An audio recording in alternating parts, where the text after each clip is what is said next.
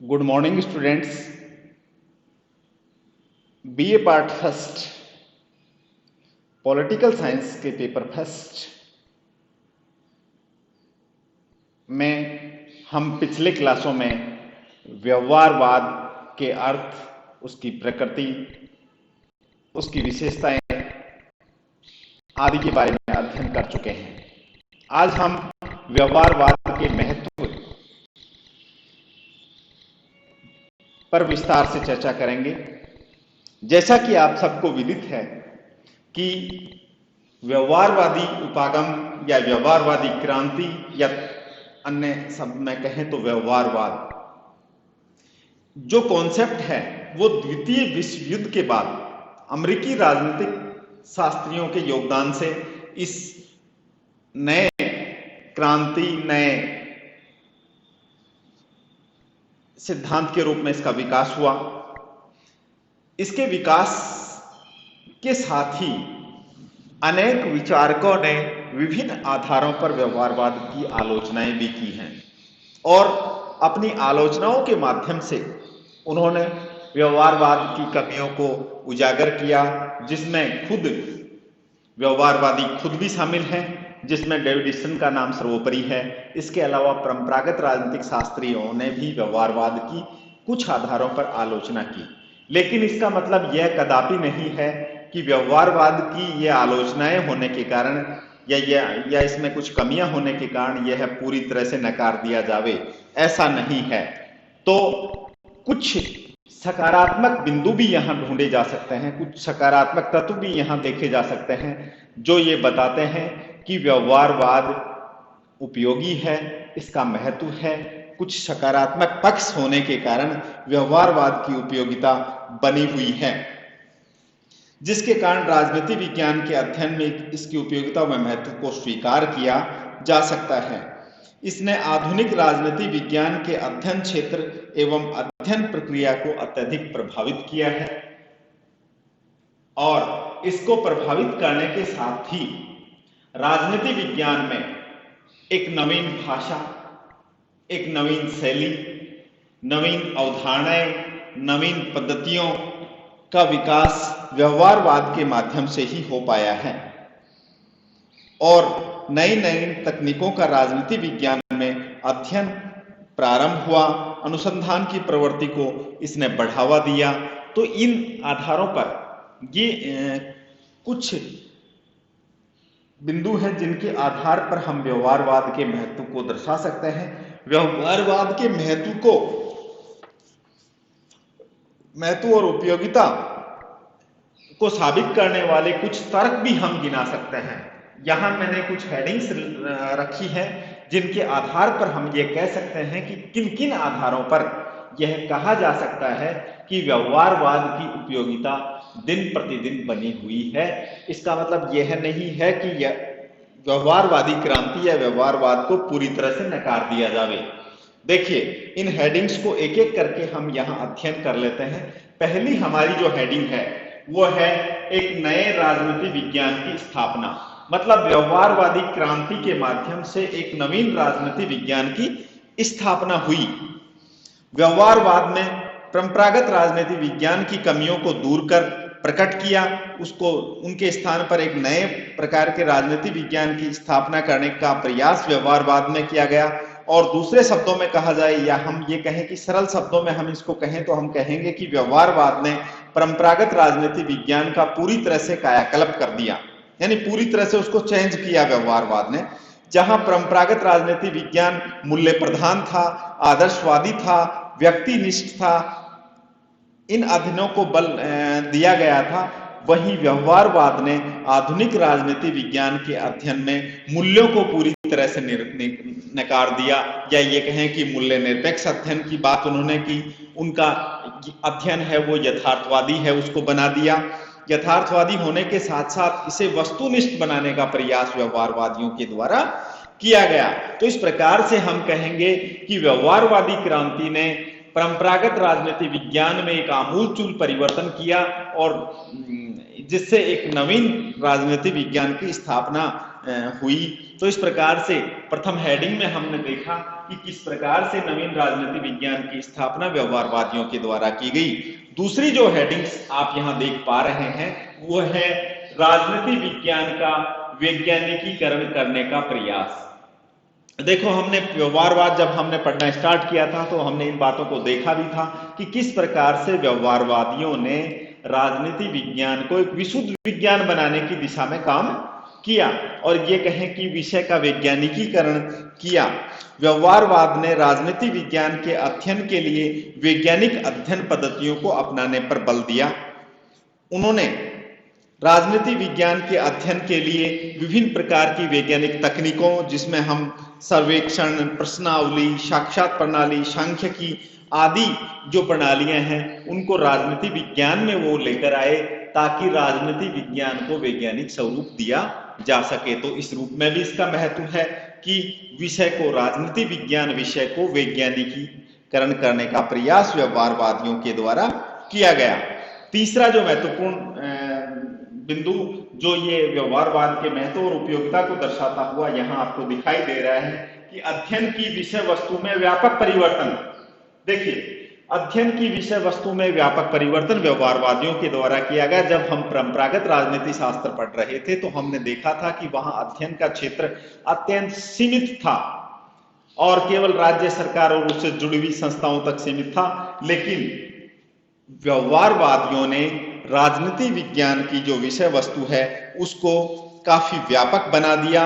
वो केवल राज्य सरकार और उससे जुड़ी हुई संस्थाओं तक ही सीमित नहीं रहा, बल्कि जो व्यक्ति है, जो राजनीतिक इकाई के रूप में व्यक्ति राज्य में, राजनीति में कार्य कर रहा है, तो व्यक्ति के व्यवहार के अध्ययन पर बल दिया।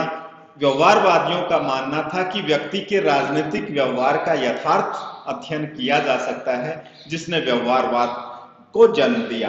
तो इस प्रकार से हम ये कह सकते हैं कि विषय, राजनीति विज्ञान के विषय की विषय वस्तु जो कि राज्य सरकार और उससे जुड़ी हुई संस्थाओं तक सीमित थी, व्यवहारवादियों ने उस विषय वस्तु को, उस अध्ययन के विषय की वस्तु में परिवर्तन किया और उसे व्यापकता प्रदान करते हुए मानव के व्यवहार को भी इसमें शामिल कर लिया। तो इस रूप में उन्होंने अध्ययन की विषय वस्तु को परिवर्तित किया। इसके अलावा अगला जो महत्व है वो हम इसका दर्शा सकते हैं इस रूप में कि व्यवहारवादियों ने अंतर अनुशासनात्मक दृष्टिकोण, व्यवहारवादियों ने क्या किया? अंतर अनुशासनात्मक दृष्टिकोण का प्रतिपादन किया। और देखिए, इसको हम इस रूप में देख सकते हैं कि व्यवहारवादियों को इस बात का श्रेय दिया जाता है कि व्यवहारवादियों ने राजनीति विज्ञान में अंतः अनुशासनात्मक दृष्टिकोण का अपनाया। और यहाँ पर अंतः अनुशासनात्मक दृष्टिकोण के बारे में हम जब आधुनिक राजनीति विज्ञान पढ़ रहे थे या व्यवहारवाद हमने पढ़ना शुरू किया था, तब हमने इसका जिक्र किया था। अंतः अनुशासनात्मक दृष्टिकोण को अपनाने की स्थापना, या ये कहें कि अपनाने या स्थापना का उद्देश्य राजनीति विज्ञान का अन्य समाज विज्ञानों जैसे समाजशास्त्र, अर्थशास्त्र, मनोविज्ञान के साथ घनिष्ठ संबंधों को स्वीकार किया गया। साइकोपैथोलॉजी इन पॉलिटिक्स जैसे मनोविज्ञान का मिश्रण किया। तो इस प्रकार से साइकोपैथोलॉजी इन पॉलिटिक्स किसकी बुक थी? Psychopathology in politics. हमने लाउसवेल और इनके बारे में अध्ययन वहां किया। फ्रॉइड के मनोविज्ञान को यहाँ राजनीति विज्ञान से जोड़ने का काम राजनीतिक शास्त्रियों द्वारा किया गया। आधुनिक राजनीतिक शास्त्रियों या ये कहें कि व्यवहारवाद के समर्थक विद्वानों द्वारा अंतर अनुशासनात्मक दृष्टिकोण को अपनाते हुए राजनीति विज्ञान की विषय वस्तु को ज्यादा व्यापक बनाया तथा ये कहा कि अन्य समाज विज्ञानों की अध्ययन पद्धतियों को भी अपना राजनीति विज्ञान में अपनाया जा सकता है। तो इसके बाद में अगला जो बिंदु जिस हेडिंग्स में हम इसको देख सकते हैं वो है वैकल्पिक धारणाओं की प्रस्तुति। व्यवहारवाद का एक और महत्व इस रूप में स्वीकार किया जाता है कि व्यवहारवाद ने कुछ वैकल्पिक धारणाएं प्रस्तुत की। अनेक वैकल्पिक धारणाएं उन्होंने राजनीति विज्ञान विषय में दी जिनका राजनीतिक व्यवहार के अध्ययन में विशेष महत्व है। फॉर एग्जाम्पल, हम एक उदाहरण आपको यहाँ ये बता सकते हैं कि विभिन्न व्यवहारवादियों ने राजनीतिक अध्ययन व विश्लेषण के लिए अगर लिखित धारणाएं प्रस्तुत की, जिसमें हम आगे आने वाले टॉपिक्स में जिसका हम अध्ययन भी करेंगे, जैसे शक्ति है, सत्ता है, समूह है, व्यवस्था है, मतदान व्यवहार है, खेल सिद्धांत, ये वो नवीन वैकल्पिक अवधारणाएं हैं जो व्यवहारवादियों द्वारा राजनीति विज्ञान में प्रस्तुत की गई, जिसके आधार पर हम ये कह सकते हैं कि इससे राजनीतिक विज्ञान है वो ज्यादा समृद्ध हुई, उसके महत्व और उसकी उपयोगिता में बढ़ोतरी हुई। अब क्योंकि हम व्यवहारवाद की कमियां भी देख चुके हैं, हम व्यवहारवाद के महत्व को भी विभिन्न हेडिंग्स में यहां देख चुके हैं, तो हम इसका मूल्यांकन कर लेते हैं। और हेडिंग क्या हो जाएगी? व्यवहारवाद का मूल्यांकन। व्यवहारवाद का मूल्यांकन।